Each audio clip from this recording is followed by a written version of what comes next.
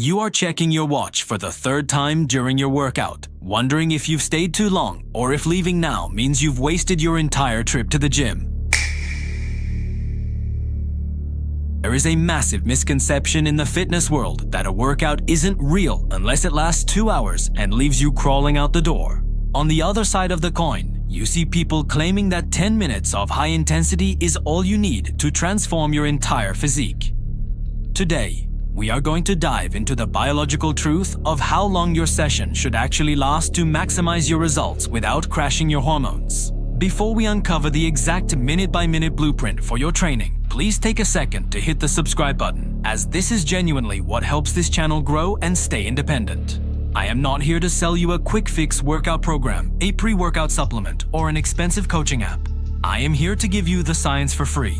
Stick around until the end, because I am going to reveal the cortisol threshold that marks the exact moment your workout stops building muscle and starts destroying it. The question of how long a workout should be is actually a question of quality versus quantity. If you spend 2 hours in the gym but half of that time is spent scrolling on your phone or talking to friends, you haven't done a 2-hour workout. You've had a 1-hour social session with some weights involved. From a physiological standpoint, the clock starts ticking the moment you perform your first working set. For most people training for muscle growth and strength, the sweet spot is anywhere between 45 and 75 minutes. The reason for this time frame is rooted in your body's hormonal response to intense physical stress. When you lift heavy weights, your body releases testosterone and growth hormone to help you handle the load and begin the repair process. However, after about 60 minutes of intense training, your levels of cortisol, the primary stress hormone, begin to rise significantly. Cortisol is not your enemy in small doses, but when it remains elevated for too long, it becomes highly catabolic, meaning it starts to break down muscle tissue for energy.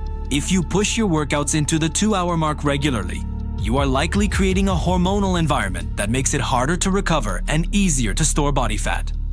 You will notice this when your pump starts to disappear mid-workout and your strength begins to plummet on your final exercises. This is your body telling you that its glycogen stores are depleted and its nervous system is reaching its limit. By keeping your workouts under the 75-minute mark, you ensure that you are staying in the anabolic window, where your effort is actually resulting in growth. It is much more effective to train with 100% intensity for 50 minutes than to train with 50% intensity for 100 minutes.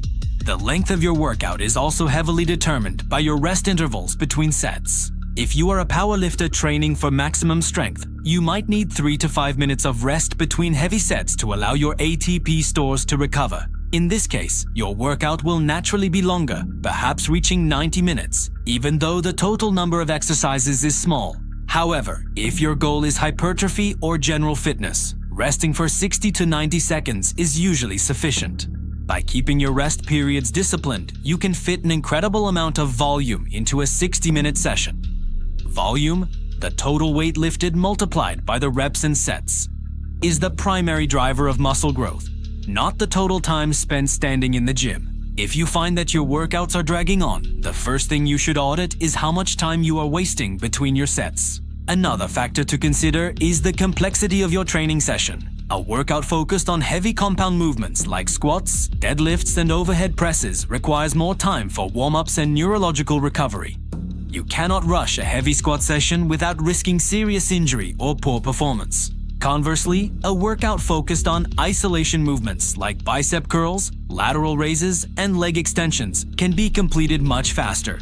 The key is to prioritize your big rocks, the heavy movements, at the beginning of the session when your energy is highest. If you manage your energy correctly, you should be able to finish your heavy work in 30 minutes and your accessory work in another 20 to 30 minutes. This creates a high-density workout that triggers growth without overtaxing your recovery capacity. As we move toward the final secret of how to track your effective training time, I want to thank you for being a part of this community. I started this channel because I was tired of seeing people waste years of their lives on advice that just doesn't work. If you value these deep dives into the logic of lifting and want to see more content like this, please subscribe. It is the single most helpful thing you can do for me, and it ensures I can keep providing this information without a paywall. I am not trying to sell you a shred course or a bulk program. I just want to see you reach your goals through better information. The final secret to determining your ideal workout length is monitoring your mental focus. There is a point in every session where your mind-muscle connection begins to fade. You stop feeling the muscle working and start just moving the weight from point A to point B to get the set over with. This is the point of diminishing returns, and for most people, it happens right around the hour mark. When your mental focus drops, your risk of injury skyrockets because your form begins to break down. It is far better to leave the gym feeling like you could have done one more exercise than to stay until you are so exhausted that your form is dangerous. Remember, the goal of a workout is to stimulate, not annihilate. If you can stimulate the muscle and trigger the growth response in 45 minutes, staying for another hour is only adding junk volume that you have to recover from. Take a look at your current routine and see where you can trim the fat. Less scrolling, more lifting, and more focus. By mastering the clock, you aren't just saving time, you are optimizing your biology for the results you deserve. Thank you for watching, respect your time, and I will see you in the next one.